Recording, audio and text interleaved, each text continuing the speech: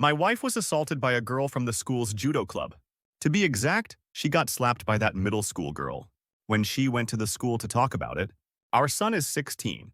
Apparently, he teased that girl, saying her parents were deaf.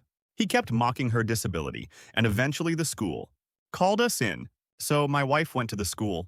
But she said this to the girl in front of the teacher. Are you uneducated because your parents are disabled?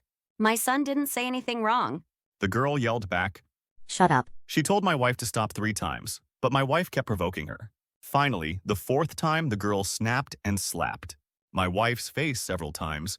My wife's cheek was swollen, and the teacher had to physically stop the girl. Now my wife wants to sue the girl for assault, and the girl's side is preparing to countersue for defamation and insult. When I saw my wife's swollen cheek, I asked what happened. She told me the whole story, and honestly, I was shocked. I said, our son was in the wrong. He shouldn't have teased her. My wife was furious. She yelled, I was the one who got hit. Don't you even care about me? I replied, why would you bring up the girl's family like that?